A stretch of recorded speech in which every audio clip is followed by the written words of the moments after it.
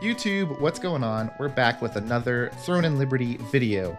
In this video, we're going to go over the brand new post that just came out on the way that loot distribution works in Throne and Liberty. Now, they went over the way that the random loot drops from like the Abyssal dungeons, which, let's be real, that's not that big of a deal. But there is something you could do to min-max that now. They went over peaceful world bosses, and they went over the PvP world bosses, and all three of them have different mechanics for the way that their drops work. It's not simply roll the dice, if it lands on you, you get the dice. It's not all equal chances. Now we'll go ahead and go over the least complicated and then move on our way to the most complicated. The most easiest one to go over is just the Abyssal dungeon mobs. How does that work? Well, it depends on which items are dropped. So, for example, if 10 items are dropped right here, and you have a party of 5, then each player should receive 2 items. If even distribution is not possible, it will randomly select a player to receive an extra drop. So, pretty straightforward, pretty easy, pretty fair. That one's the least important one. That's pretty obvious on how that one worked. Now, the more important one is the peace bosses, because that's going to be the one where most people have the highest chance of getting loot. Now, let's go ahead and go over how the peace boss loot works and how can we use this information to then get more loot while we're doing peace boss encounters. Now, before we begin explaining that, we need to explain the main drop mechanic in the game, which is called contribution. Contribution is earned by doing damage against the enemy and healing friendly players in battle, while said enemy is active or alive. Contribution from healing is acquired for healing players both in and out of your party when participating in guild level events, field bosses. So, what exactly does that mean? That means in order to earn contribution, thus increasing your chance of getting a drop, you simply need to do as much damage as possible to the boss and try to do as much healing as possible.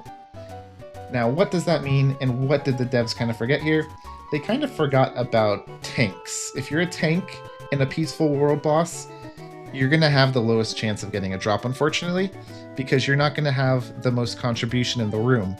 So, the players that are going to have the most contribution in the room are those who can either heal the most or do the most damage, or preferably both. If you could heal and do the most damage, then you're going to have insane amount of contribution.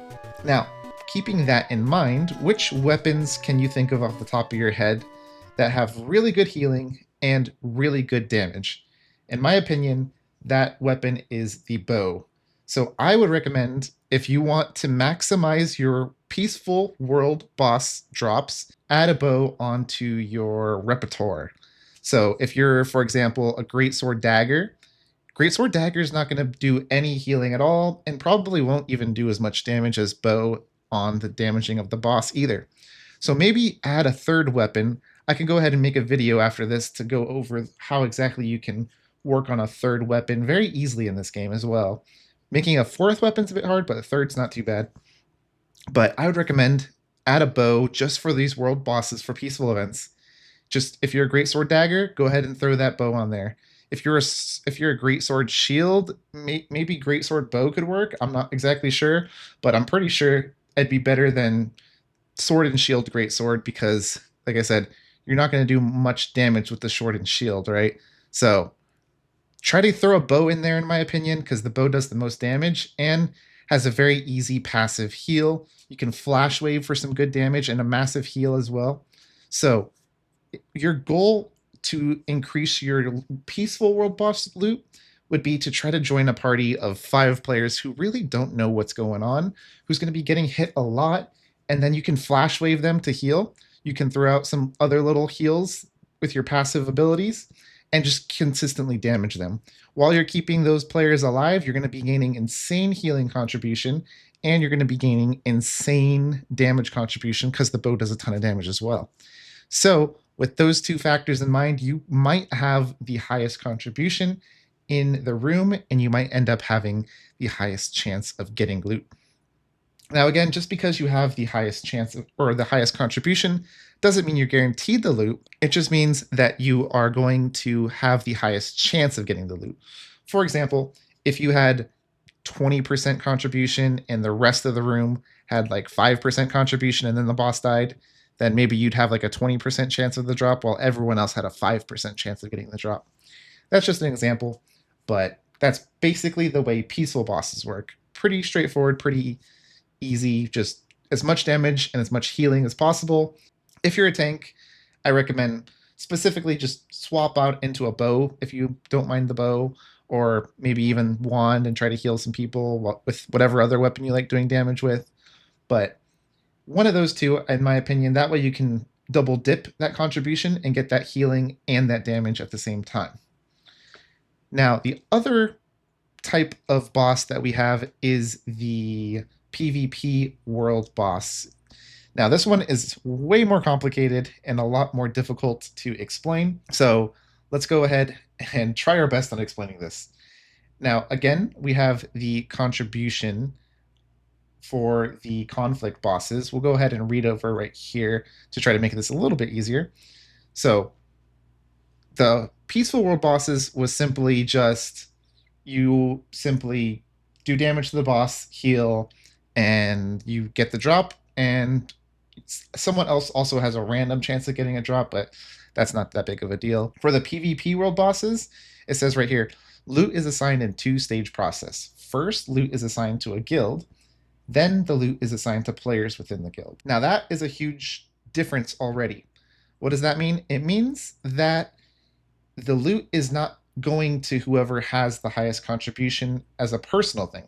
So if one person in the room had 500 contribution, it doesn't matter. That item's not guaranteed to go to that person. It's guaranteed to go to his guild, and then the guild will just not the guild, the game will then randomly select one player in the guild to receive the item. And then, of course, it goes to the guild bank after that. Then it says, when a field boss dies during conflict mode, a guild's contribution is calculated as the sum of the individual contribution for each player in the guild who participated in the fight. The guilds are then sorted based on contribution. Guilds must meet a minimum contribution to be eligible to receive loot from the boss. Loot items are distributed based on chance, according to guild contributions. Note, unlike peace mode bosses, dying to an enemy or another player during a conflict boss mode will result in the dying player losing 70% of their individual contribution, meaning it reduces the guild's total contribution at the end of the match. Once a guild has been assigned an item, all participating players within the guild have an equal chance to obtain the item. Soul and experience are distributed equally. And a good example is, let's assume that a field boss drops the following loot when defeated: 1 sword, 1 mask, and 1,000 soul. If players A, B, and C had 10, 15, and 20 contribution respectively, and all belong to the same guild, then that guild's total will be 45%. That means the guild would have a 45% chance to acquire the sword and the mask.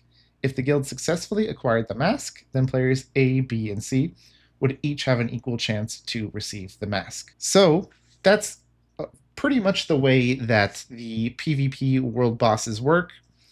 Now, how can we use this information to then, again, get as much loot as possible?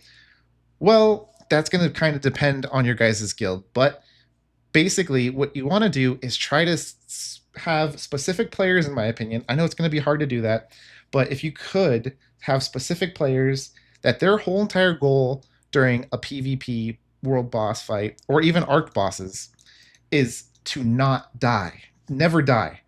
And you could also basically have a squad that doesn't mind dying as much as they want because their contribution will be low anyway.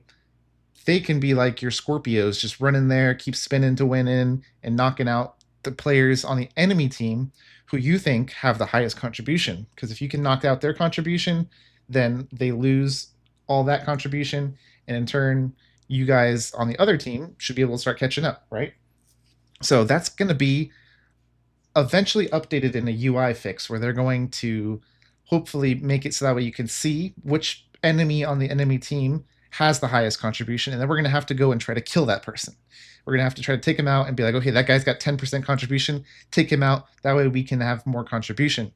So before that gets added in, we can abuse the fact that we now know that if we don't die in a PvP world boss, we have more contribution than the other team. We're going to guarantee our team the loot.